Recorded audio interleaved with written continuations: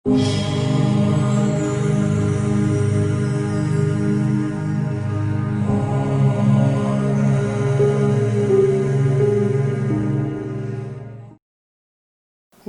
तस्स भगवतो अरहतो सम्मा सम्बुद्धस्स।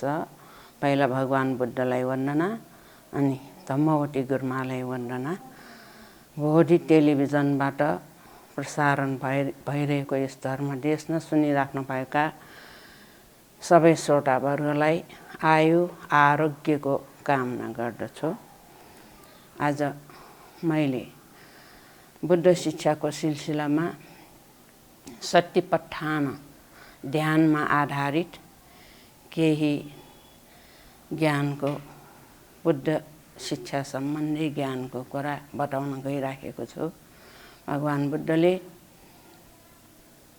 धम्मपदमा भन्नुभएको छ, अट्टना चोदयत्तान पतिमासे अट्टमट्टना सो अट्टगुटो सतीमा सुखम भिक्खु विहाहिसी। यस गाथामा भगवान बुद्धले जसले आफूलाई छेनमा परीक्षा गर्दछ, आफ्नो बानी व्यवहार संयमपूर्वक होसपूर्वक ठिक ठाउँमा ठिक तरिकाले प्रयोग गर्न जानेको हुन्छ, त्यस व्यक्तिले सुखपूर्वक जीवन बिताउन सक्ने हुन्छ भनेर भन्नुभएको छ। भगवान बुद्धले यो आषाढ पूर्णिमाको दिन बुद्ध गयामा 35 वर्षको उमेरमा बोधि ज्ञान प्राप्त गरी बुद्ध हुनुभयो। त्यसपछि बुद्ध पूर्णिमाको ठिक 2 महिनापछि आषाढ पूर्णिमाको दिन उहाँले पञ्चभद्रवर्गीय भिक्षुहरूलाई सर्वप्रथम धर्मको उपदेश सुनाउनु भएर धर्मको चक्र घुमाउनु भएको थियो। त्यसैले उहाँले बताउनु भएको धर्मको शिक्षालाई धर्मचक्र प्रवर्तन सूत्र पनि भनिन्छ। अब आउने आषाढ पूर्णिमा असारको 21 गते पर्न आउँछ। यो दिन हो भगवान बुद्धले धर्मचक्र घुमाउनु भएको दिन। यो धर्मचक्र घुमाउनु हुँदा उहाँले बताउनु भएको छ हामीलाई अघिको धम्मपद गाथामा जस्तै, मानिसहरूले धेरै जसो नबुझेको कारणले दुःख पाउनुको मूल उद्देश्य आफ्नो मनलाई सकेसम्म भौतिक सुख सुविधाको आसक्तिमा रुमल्लिएर त्यही भौतिक सुख सुविधा प्राप्त गर्ने काममा अल्झिँदै आफ्नो जीवन बिताएर आसक्तिमा परेर दुःख पाइरहेका हुन्छन्। भौतिक सुख सुविधा नै प्रमुख सुख भन्ठानेर भ्रममा परेर धेरै जसो मानिसहरूले असीमित चाहना राखेर इच्छाको असीमितताले धेरै आफूले पुरा गर्न नसक्ने इच्छालाई पनि कामना गरेर त्यो इच्छा परिपूर्तिको लागि दौड्दै दुःख पाउँदै रगत पसिना चुहाएर त्यो इच्छा परिपूर्ति गर्न लागि परेका हुन्छन्। एउटा इच्छा परिपूर्ति गर्न पाए हुँदैन, अर्को इच्छा उत्पत्ति भइहाल्छ। इच्छाको कामना कहिले पनि सिद्धिँदैन। त्यही इच्छाको परिपूर्तिको लागि नै जीवन बिताएर धेरै जसो मानिसहरू दुःखको भूमरीमा पिल्सिरहेका हुन्छन्। त्यसैले प्रमुख कारण असीमित इच्छाको कामना। अनि अर्को दोस्रो दुःखको कारण हो हाम्रो शरीरलाई सकेसम्म शारीरिक पीडा दिएर लोभ द्वेष मोह कम पार्न सकिन्छ भन्ने भ्रममा परेर सकेसम्म शरीरलाई दुःख दिएर यातना दिएर धर्म गर्ने व्यक्तिहरू पनि छन्। आफ्नो शरीरलाई चरम सीमामा पुग्ने गरिकन दुःख दिएर धर्म पाउँछ, शिक्षा पाउँछ भन्ने भ्रममा परेर जुन कार्य गरिन्छ त्यो पनि राम्रो कार्य होइन। यसले हामीले मनको सुख प्राप्त गर्न सकिँदैन। त्यसैले यो दुई मार्गलाई अति मार्गको रूपमा भगवान बुद्धले लिनुभएको छ। यी दुई अति मार्गलाई त्यागेर हामीले मध्यम मार्ग अपनाऊ। मध्यम मार्गमा अपनाएपछि मात्रै हामीले शारीरिक एवं मानसिक सुख प्राप्ति गर्ने रहेछ। सक्कली सुख त्यहाँबाट मात्रै प्राप्त हुनु रहेछ। त्यसैले भगवान बुद्धले हामीलाई मध्यम मार्गको ज्ञान दिनुभएको छ। यो धर्मचक्र सूत्रमा मध्यम मार्गमा विस्तृत रूपमा मध्यम मार्गलाई भगवान बुद्धले बताउनु भएको छ। यो मध्यम मार्गमा 8 वटा मार्गहरू बताइएका छन्। तीमध्ये पहिलो मार्ग हो सम्यक दृष्टि। सम्यक दृष्टिमा हामी जान सक्यौँ भने, सम्यक दृष्टिको मार्गलाई अपनाउन सक्यौँ भने बाँकी भएको 7 वटा मार्ग बिस्तारै लाइन लगाएर आउँदो रहेछ। त्यसैले पहिला हामीले सम्यक दृष्टि भनेको के हो भन्ने कुराले सानो परिचयको रूपमा लियौँ। सम्यक दृष्टिमा 1 नम्बरमा आउँछ आफूले गरेको राम्रो नराम्रो कार्यको फल आफैले भोग्नुपर्छ भन्ने कुरालाई भित्री मनदेखि विश्वास गरेर यसलाई पछ्याउने। अनि 2 नम्बरमा आउँछ आफ्नो मनलाई आफ्नो बसमा राखेर राम्रो कार्यमा यसलाई अल्झाउन सक्यौँ भने त्यसबाट मानसिक सुख प्राप्ति हुन्छ। मनको बसमा होइन, मनलाई आफ्नो बसमा राख्नु पर्दो रहेछ।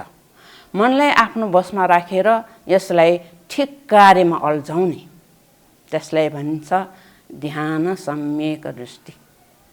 त्यसपछि आउँछ 3 नम्बरमा विपस्सना सम्यक दृष्टि। विपस्सना सम्यक दृष्टि भन्ने बित्तिकै यो संसार नित्य होइन अनित्य हो भन्ने कुरालाई आफ्नो शरीरलाई आफ्नो मनले हेरेर, बाहिर होइन शरीरभित्रै हेरेर पनि हामीले हाम्रो शरीर कतिको अनित्य धारमा, अनित्यताको धारमा दौडिराखेको छ भन्ने कुरा भित्री मनको सतहले हेर्न सक्ने क्षमता हामीले वृद्धि गर्न सक्छौँ। जब आफ्नो शरीर अनित्यतातिर ढल्किएको हामीले अनित्यको धारमा बगिराखेको हामीले चाल पाउँछौँ। अनि कसैले हामीलाई हामी अनित्यताको धारमा छौँ भन्नु पर्दैन, आफैले थाहा हुन्छ। त्यस्तो मान्छे, यो ज्ञान थाहा पाएको मान्छे कुनै पनि भौतिक चिज वस्तुमा आसक्तिवश अल्झिने बानी हुँदैन, किनभने उसले सबैमा अनित्य देखिसकेका हुन्छ। त्यसपछि आउँछ मार्ग सम्यक दृष्टि। जब यी ठिक कुरालाई ठिक मार्गमा हामी पछ्याउँदै जान्छौँ अनि हामीले आफ्नो मार्ग ठिक मार्गमा हामीलाई ल्याउन सक्छौँ अनि मार्ग सम्यक दृष्टि प्राप्त गर्छौँ।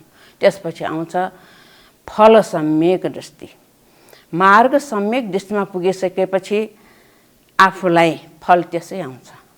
काम गरेपछि फल आउँछ, राम्रोको राम्रै नराम्रोको नराम्रै।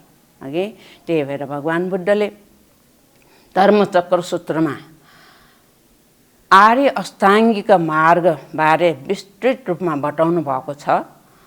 यसरी यो जुन ठिक मार्गमा हामी लाग्छौँ तब हामीले आफूलाई दुःखबाट कसरी अलग्ग राख्न सक्छौँ त भन्ने कुरा एउटा घटना मैले बताउन गइराखेको छु। भगवान बुद्धको जीवनकालमा एकजना व्यक्ति भिक्षु हुन आएछ। ऊ भिक्षु हुन आउँदा भगवान बुद्धले उसलाई उसको जीवन बताइए अनुसार अलि विलासी जीवनमा बसिराखेको व्यक्ति रहेछ। ऊ बुद्धकालीन समयमा भिक्षुहरू भिक्षाटन जानुपर्छ।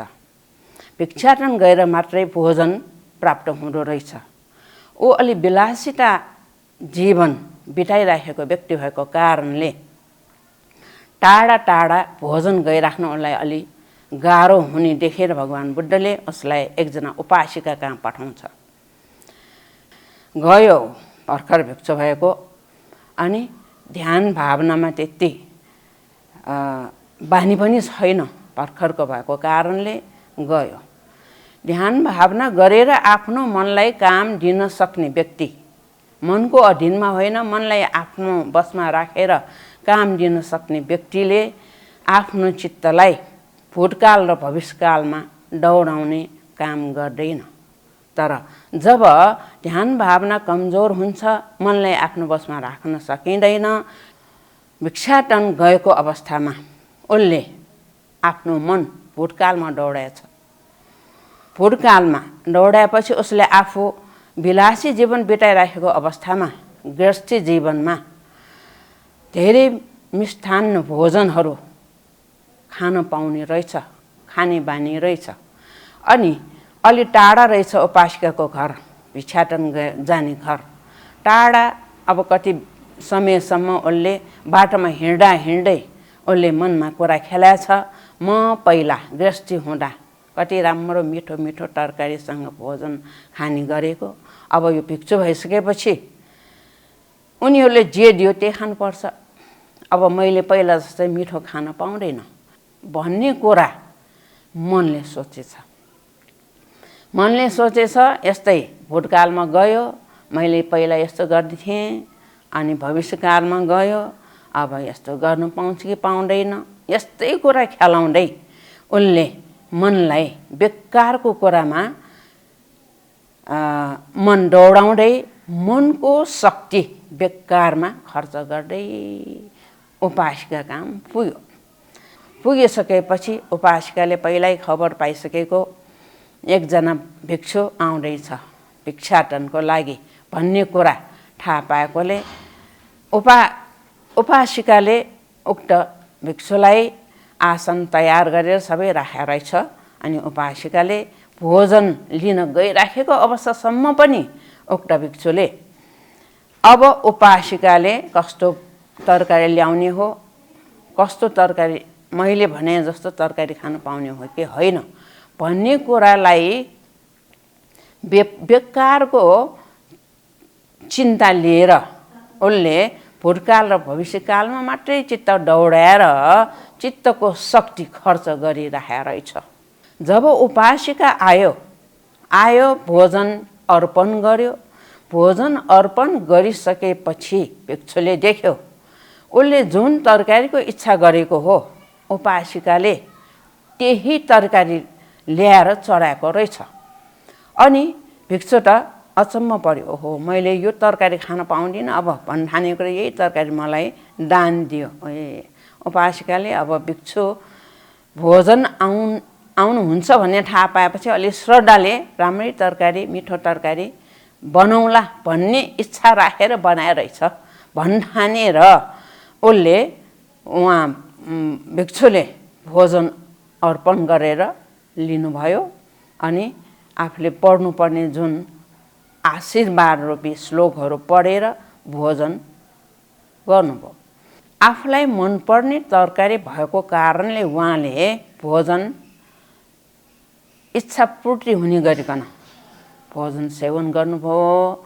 जब भोजन सेवन गर्नुभयो पेट भरि भोजन गरेको कारणले भोजन गरिसकेपछि त्यो भोजनको तागतको कारणले भोजन पछि उहाँले अलि झुम्म निन्द्रा लागेछ।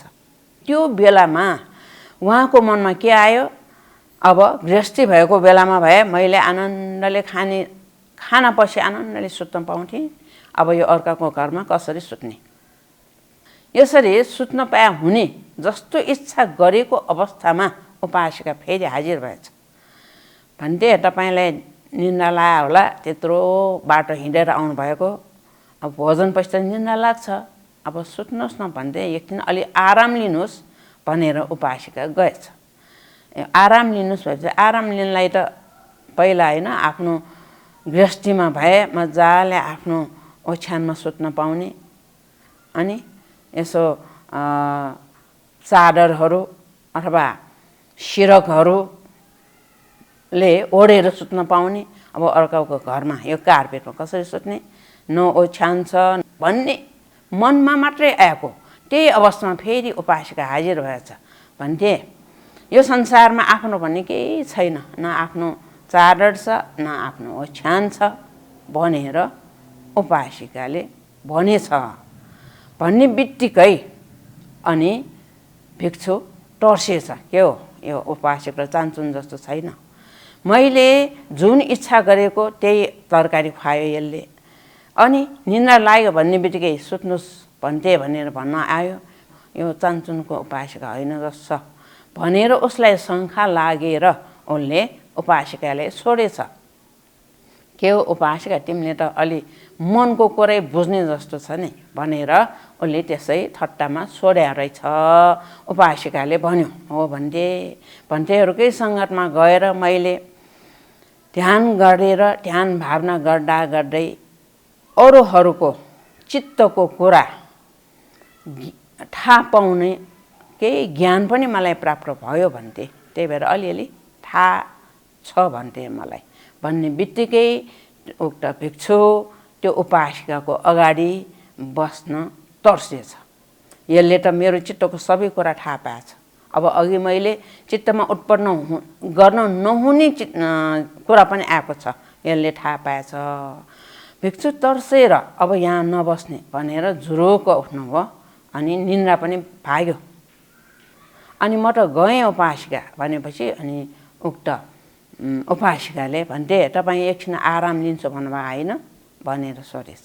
होइन उपासिका, त्यत्रो बाटो जानु छ, म त गएँ, अब नबसौँ भनेर भन्थे। त्यहाँबाट फुरुक्क हिँड्नुभएछ। घरबाट बाहिर निस्केदेखि उसको मन यति विचलित भयो, अघि ऊ आउने बेलामा मैले चित्तमा ल्याउने नहुने कुरा पनि आएछ, मेरो चित्त आफ्नो बसमा छैन।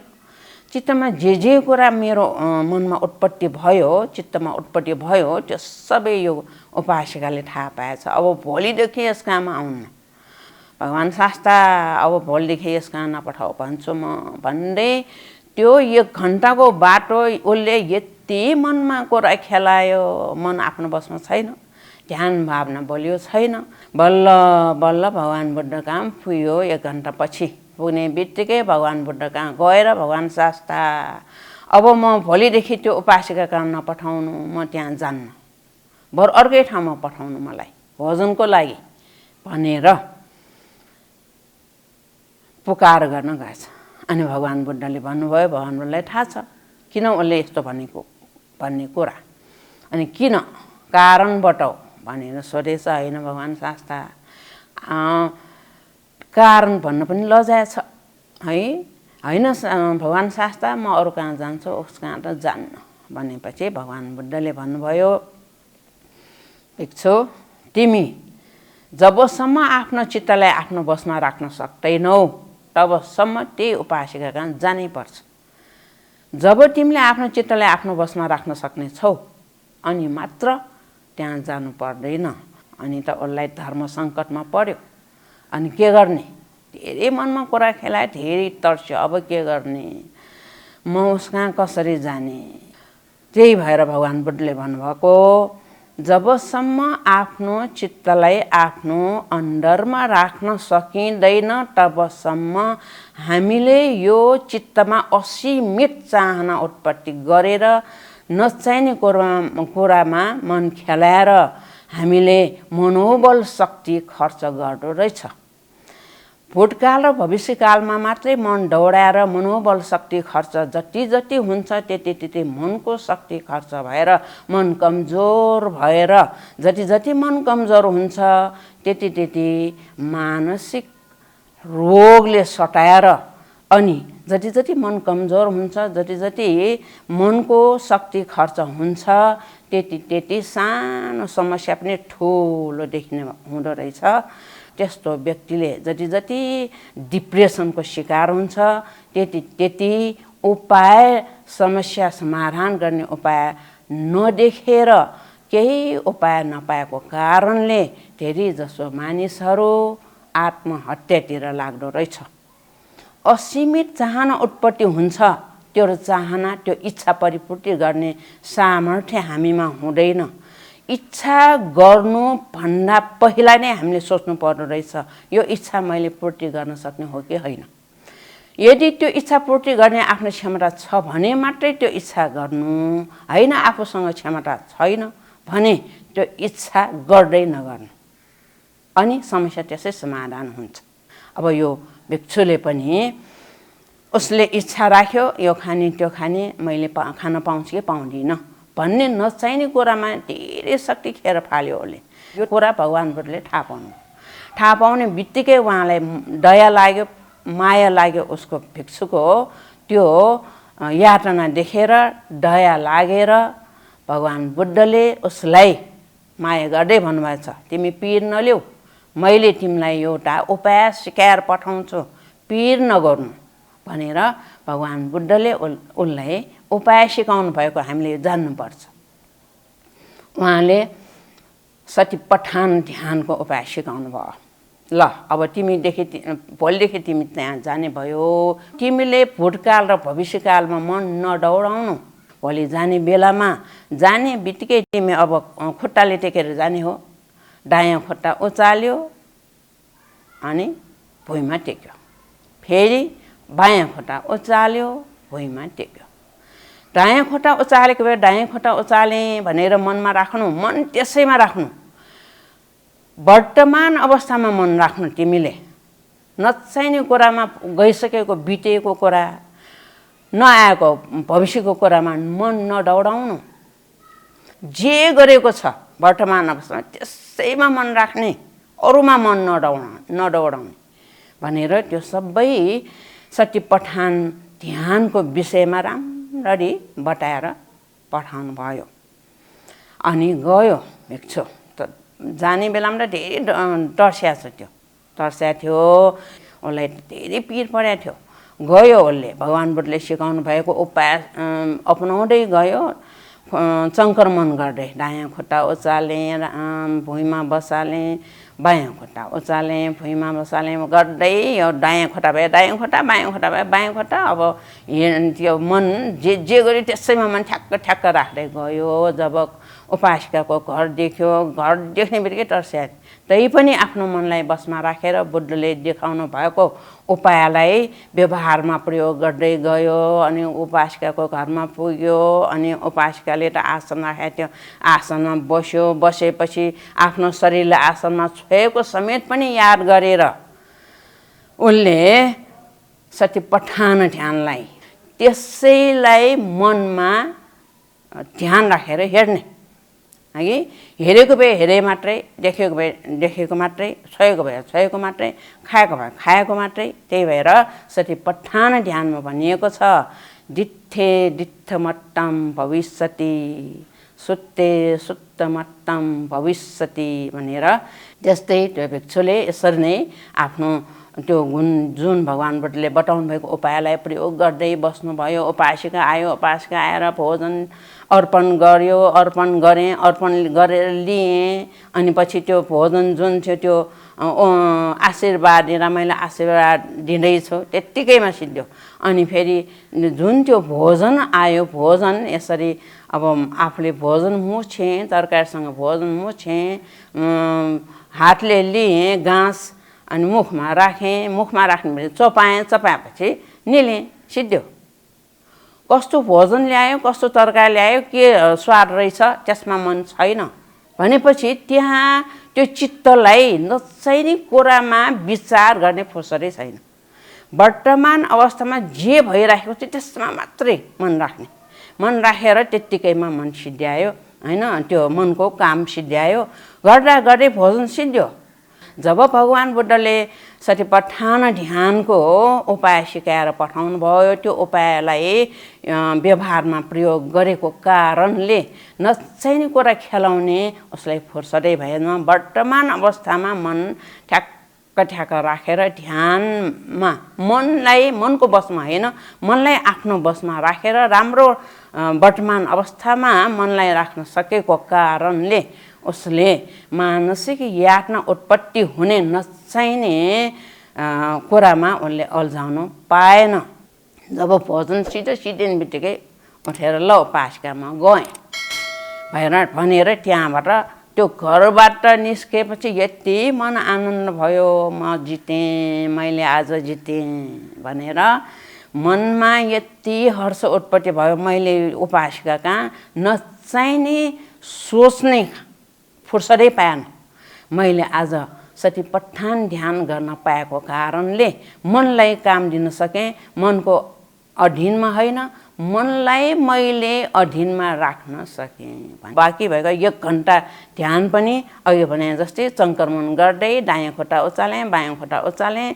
वर्तमान अवस्थामा मन ठ्याक ठ्याक ठ्याक राखेर जब भगवान् बुद्ध कहाँ पुग्यो, अनि पुग्ने बित्तिकै उसले भगवान् शास्ता तपाईँले सिकाउनु भएको यो ध्यानको ज्ञानले मैले धेरै मनको शान्ति पाएँ, आध्यात्मिक शान्ति पाएँ। भगवान् शास्ता अब जबसम्म मैले आफ्नो मनलाई आफ्नो अधीनमा राख्न सक्ने हुने छैन, तबसम्म म त्यो उपासिका कहीँ गएर भिक्षाटन जान्छु।